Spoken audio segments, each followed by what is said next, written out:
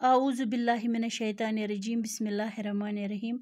अस्सलामु अलैकुम वरहमतुल्लाहि वबरकातुहू।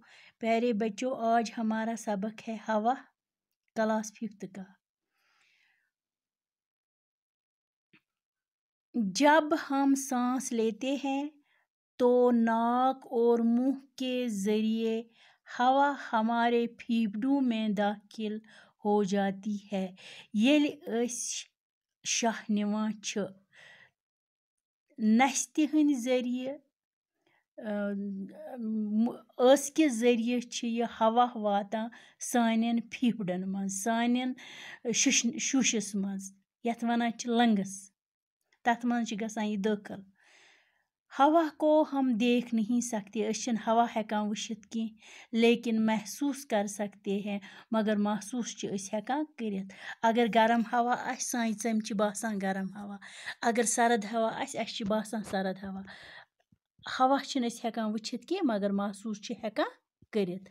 अगर आप फुटबॉल खेलते हो तो आपको मालूम होगा कि फुटबॉल में पंप से हवा भरने की ज़रूरत पड़ती है।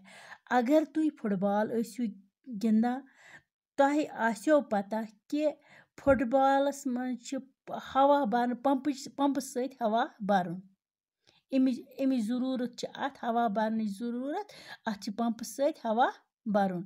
इसी तरह साइकिल की ट्यूब में भी हवा भरी रहती है। इथे कन साइकिल किस ट्यूबस मज तह पेवान भरन। क्या आपने कभी सोचा है, क्या तशवा यह सोचमुत कि ये हवा क्या चीज़ है? ये हवा है तो ये क्या छ? हवा कई अज्जा का आमेज़ा है। हवा छ कीचन अज्जा हन, कीचन जुजन हुन मिक्सचर। आमेज़ा गो मिक्सचर, रलित मिलित। ऑक्सीजन और नाइट्रोजन इसके दो अहम जुज है। अमिक अहम जुज छ, अख छ ऑक्सीजन, बे छ नाइट्रोजन गैस। ज़मीन के इर्द गिर्द की हवा में 21% ऑक्सीजन और 78% नाइट्रोजन गैस होती है। युस सनिस ज़मीनस अंद पक हवा छ, अथ मज छ 21% छ अथ मज ऑक्सीजन, बे 78% छ अथ मज नाइट्रोजन गैस। युस यह हवा अस अंद पक छ।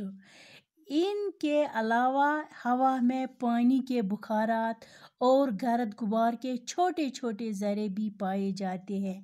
इम अलावा छ अथ मज आब की बुखारात, आब की कतर, बे छ गर्द लकट लकट टुकड़, लकट लकट ज़र। एक और गैस कार्बन डाइऑक्साइड भी हवा में शामिल होती है। बे छ अथ ब्याक अख गैस तस छ नाव कार्बन डाइऑक्साइड। अलबत्ता इसकी मकदार बहुत कम होती है, मगर इमिच मकदार, इमिच तादाद छ कम। किमिच तादाद? कार्बन डाइऑक्साइड तादाद छ वारिया कम। ऑक्सीजन जिंदा रहने के लिए सबसे ज़्यादा ज़रूरी है। जिंद रोजन खतर छ सारियो मन ज़रूरी ऑक्सीजन गैस। सांस लेते वक्त येल अस निवान छ शाह, यह गैस फेफड़ों में पहुंचकर खून में जज़ब हो जाती है। ये गैस छ गसान येल अस शाह छ निवान, तिम वक्त छ ये गैस गसान सानन फेफड़न मज, रलान छ कथ सत? खून सत।